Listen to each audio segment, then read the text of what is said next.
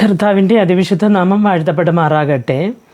ഈജിപ്തിൽ നിന്നും ഇസ്രായേൽ ജനങ്ങളെ തൻ്റെ സ്നേഹപൂർവ്വം അടിമത്തത്തിൽ നിന്ന് വിളിച്ചുകൊണ്ട് ഇറക്കിക്കൊണ്ടുവന്ന ദൈവം വീണ്ടും തൻ്റെ സ്നേഹത്തെക്കുറിച്ച് ഇസ്രായേൽ മക്കൾ മനസ്സിലാക്കണമെന്ന് പറഞ്ഞിട്ട് യഹോവ പറയുന്നത് എങ്ങനെയെന്ന് വെച്ചാൽ, പുറപ്പാടിൻ്റെ പുസ്തകം 19-ാമത്തെ അധ്യായം അതിൻ്റെ 4-ാമത്തെ വാക്യത്തിൽ ഇങ്ങനെ കാണുന്നു: ഞാൻ മിസ്രയീമ്യരോട് ചെയ്തതും നിങ്ങളെ കഴുകന്മാരുടെ ചിറകിന്മേൽ വഹിച്ച് എൻ്റെ അടുക്കൽ വരുത്തിയതും നിങ്ങൾ കണ്ടുവല്ലോ എന്ന് കാണുന്നു. എൻ്റെ പ്രിയ ദൈവമക്കളെ, നാം തന്നെ നമ്മുടെ കുഞ്ഞുങ്ങളെ എത്ര തന്നെ കൊച്ചിലെ ശിക്ഷിച്ചാലും അവർ വളർന്ന് വലുതാകുമ്പോൾ എന്തുകൊണ്ടാണ് അവർക്ക് ശിക്ഷ നൽകിയതെന്നും അല്ലെങ്കിൽ അവരോട് നമുക്കുള്ള സ്നേഹത്തെ നാം വെളിപ്പെടുത്താറുണ്ട്.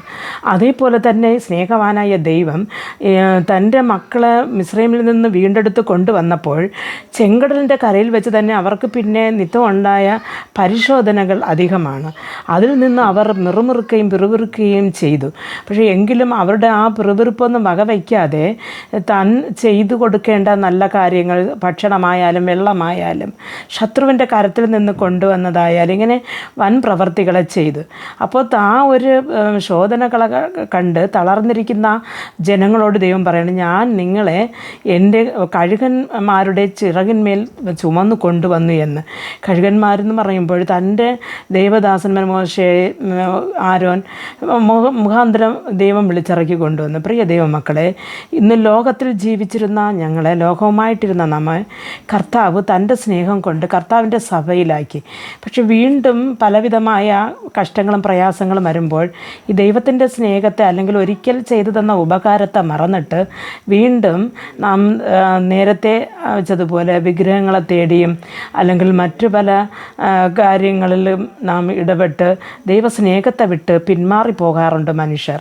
പക്ഷേ ദൈവം പറയുന്നതെന്ന് പറഞ്ഞാൽ, ഞാൻ നിങ്ങളെ നിങ്ങൾ സ്നേഹത്തിന് കൊണ്ട് കഴുകൻ തൻ കുഞ്ഞിനെ ചുമലിൽ ചുമക്കുന്നത് പോലെ, ചിറകിൻ്റെ മേൽ ചുമക്കുന്നത് പോലെ ഞാൻ എൻ്റെ ചുമലിൽ ഞാൻ നിങ്ങളെ ചുമന്നു എന്ന്.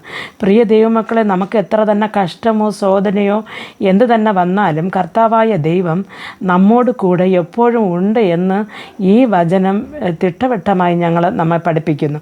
ആയതുകൊണ്ട് ഏത് പ്രയാസഘട്ടത്തിലും ദൈവസന്നിധിയെ വിട്ട് മാറാതെ ദൈവത്തിൽ തന്നെ നിലനിൽപ്പാൻ തക്കവണ്ണം കർത്താവ് ഓരോരുത്തരെയും സഹായിക്കട്ടെ. പ്രാർത്ഥിക്കാം. ഞങ്ങളെ അതിവാത്സല്യമായി സ്നേഹിച്ച് വഴി നടത്തുന്ന ആ സ്വർഗ്ഗസ്ഥ പിതാവേ, കർത്താവെ, നീ ഞങ്ങളെ ലോകത്തിൽ നിന്നും വിളിച്ച് സ്വർഗ്ഗഗാനാനിലേക്ക് കൊണ്ടുപോകുവാൻ ദൈവം ഞങ്ങളെ വിളിച്ചിറക്കി. ഞങ്ങൾ വരുന്ന വഴിയിൽ ഞങ്ങൾക്ക് പാടുകളും വേദനകളും കണ്ണുനീരുകളും ഉണ്ട് എങ്കിലും നിൻ്റെ കർത്താവ് ചിറകിൻ മേഘങ്ങളിലാണ് ഞങ്ങളെന്ന് അറിയുമ്പോൾ ഞങ്ങളേറ്റവും ദൈവമേ സന്തോഷിക്കുന്നു. അപ്പാ, നീ ഞങ്ങളോ ചുമന്നുകൊണ്ട് എപ്പോഴും ഞങ്ങളോട് കൂടെ ഇരിക്കുന്നത് ഓർത്ത് ദൈവമേ ഇപ്പം ഞങ്ങൾ നിന്നെ സ്തുതിക്കുന്നു. ഞങ്ങൾ അന്ത്യം വരെയും നിൻ്റെ രാജ്യത്തിൽ വന്നു ചേരും വരെയും നിൻ്റെ കരം പിടിച്ച് നീ ഞങ്ങളെ നടത്തണമെന്ന് പ്രാർത്ഥിക്കുന്നു. യേശുക്രിസ്തുവിൻ്റെ നാമത്തിൽ പ്രാർത്ഥിക്കുമ്പോൾ പ്രാർത്ഥന കൃപയോട് കേട്ട് മറുപടി നൽകി തരണം നല്ല പിതാവേ. ആമേൻ.